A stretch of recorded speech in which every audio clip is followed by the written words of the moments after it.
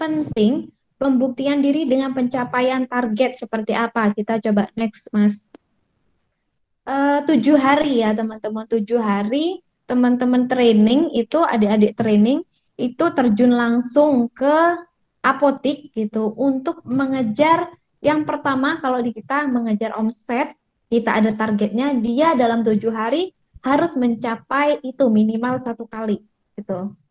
Kemudian ada upselling. Upselling kita meminta mereka dalam sehari harus capai berapa kayak gitu. Kalau semisal belum capai, nanti kita kasih kesempatan 7 hari. Kemudian kita ada suami dikasih, kemudian ada jumlah transaksi, apalagi ya bisa. Mau ditambahkan yang lain juga bisa, gitu.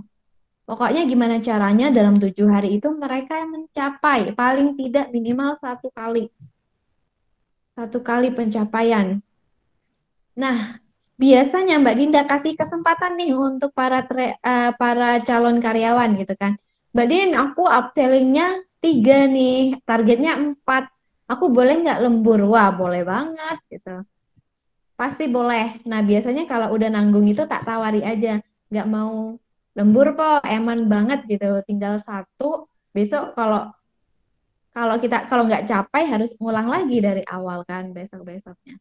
Nah, itu kita bisa melihat apa, teman-teman? Bisa melihat mana nih yang karyawan yang benar-benar ngotot gitu kan, benar-benar berjuang keras, kemudian yang survive nih yang mana gitu. Biasanya jangan heran nanti, jangan kaget kalau semisal rontok satu-satu, rontok satu-satu gitu. Nggak apa-apa, nggak masalah. Kita di sini memang mencari bibit yang udah memang dari bibitnya udah bagus gitu. Attitude-nya bagus, kemudian kemauan kerasnya juga luar biasa. Nggak apa-apa gitu. Nanti kalau semisal ini rekrut lagi gitu. Makanya kenapa rekrut itu harus tersistem. Jadi tiap minggu usahakan ada rekrut. Jadi kalau semisal ada tiba-tiba resign, jadi kita nggak perlu bingung lagi teman-teman. Udah ke sistem, udah enak, ada cadangan gitu.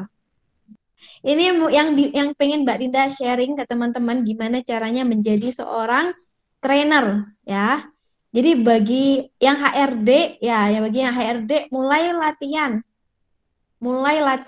mengenali dirinya sendiri, kemudian mulai baca-baca buku, kemudian tanya sana tanya sini gimana caranya untuk upgrade ya, gimana caranya buat upgrade menjadi seorang trainer yang baik. Jadi dari administrasi, terus rekrut dan trainer, 3 hal ini berbeda. Karakternya berbeda. Administrasi berbeda, kemudian rekrut juga tipe orangnya kalau harusnya ya profesional. Kalau profesional dia memang beda, bukan trainer gitu. Kalau trainer ya biasanya orang trainer gitu.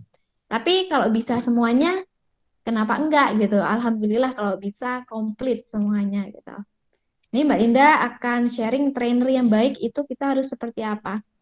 Yang pertama ya teman-teman HRD juga ini dicatat, dicatat, kemudian dicari tahu ilmunya, dipraktekkan. Yang pertama yang harus kita miliki adalah interest, ketertarikan.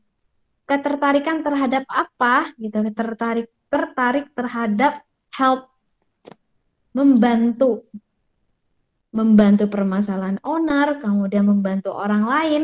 Jadi memang karena HRD ini berhubungan dengan manusia gitu kan, berhubungan dengan hati dan pikiran manusia, kita kalau semisal tidak punya interest ini, kita nggak ikhlas bantu orang, itu pasti akan dongkol nanti. Semisal nih, kita udah training capek-capek, rekrut capek-capek gitu, kemudian dia pergi, dia tiba-tiba hilang gitu, itu pasti kita akan kesel banget gitu. Nah, salah satu syaratnya untuk menjadi seorang trainer adalah berjiwa besar. Niatkan itu untuk membantu orang. Kalau misal udah niat seperti itu, mau dia menerima ilmunya ataupun tidak, gitu mah, kita nggak menjadi masalah. Nggak baper katanya Bapak Andi.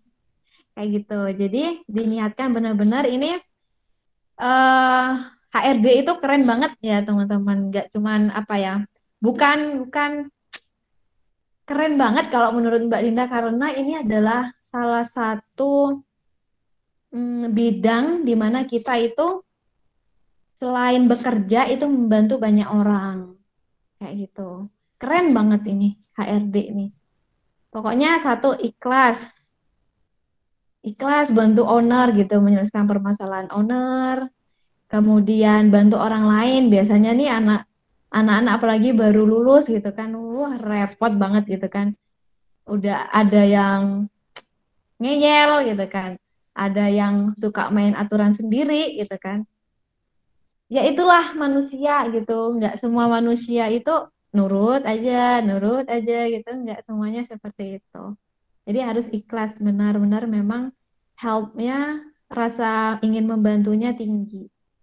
Itu ya, belajar teman-teman untuk ikhlas, jangan baper kalau semisal ditinggal sama karyawannya nggak apa-apa gitu. Kita cari, pasti ada orang yang akan datang kepada kita, orang yang jauh lebih hebat gitu. Yang kedua ada skill. Memang seorang trainer ya teman-teman, seorang trainer memang butuh banget skill. Nah, yang pertama skill apa? Public speaking. Nah, yang belum Mbak, aku nggak bisa ngomong gimana ya gitu. Mulai belajar public speaking. Public speaking ini adalah kemampuan, di mana kemampuan itu tidak ada yang tidak bisa dipelajari. Jadi bisa banget dipelajari public speaking. Gitu. Yang kedua, pembelajar tangguh, konseptor, memiliki jiwa pemimpin dan kreatif. Nah, ingat teman-teman, skill ini, keberhasilan dari seorang trainer ini, salah satunya ada di skill. Nah, perlu dicatat. Seorang trainer itu bisa memang dia bakat, tapi bakat itu cuman bisa persentasenya 10%. Yang menentukan trainer itu kita bisa jadi trainer yang hebat, trainer yang sangat apa ya, trainer yang sukses lah, bisa bantu banyak orang, itu 90%-nya ada di mana? Ada di kerja keras, belajar. Gimana caranya public speaking menyampaikan sesuatu dengan sangat baik itu bisa dipelajari, itu belajar. Oke, personality. Nah, teman-teman kalau jadi HRD, pengennya nih dikenal sebagai HRD yang seperti apa?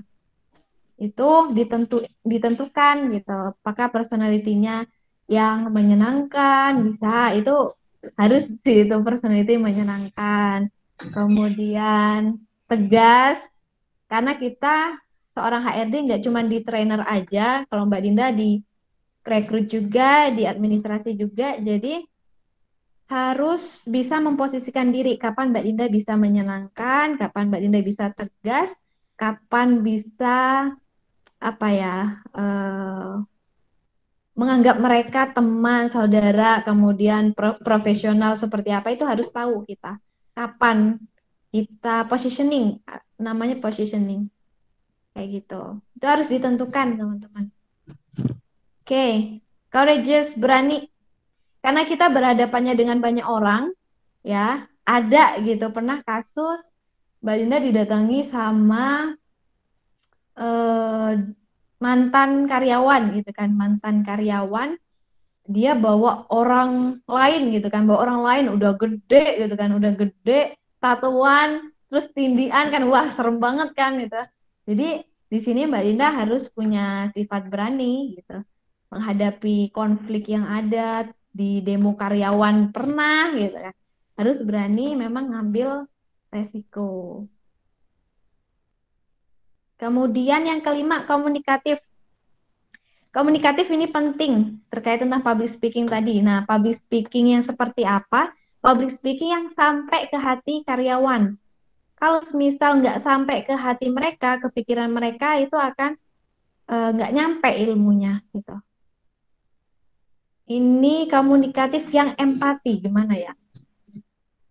Pokoknya biar gimana caranya sampai gitu ke hati mereka gitu. Ada ini bisa belajar kok caranya. Terus confident, Mbak Din, aku nggak percaya diri ya ngomong jadi seorang trainer ngajarin ini itu gitu. Bisa diasah dengan cara apa? Dengan terus belajar, jam terbang. Itu penting. Bisa semuanya dilatih. Kreatif. Kreatif gimana Mbak? Kemarin sudah Millionaire Mindset. Udah diajari Pak Andi tuh gimana caranya proses berpikir kreatif. Itu bisa ditiru teman-teman.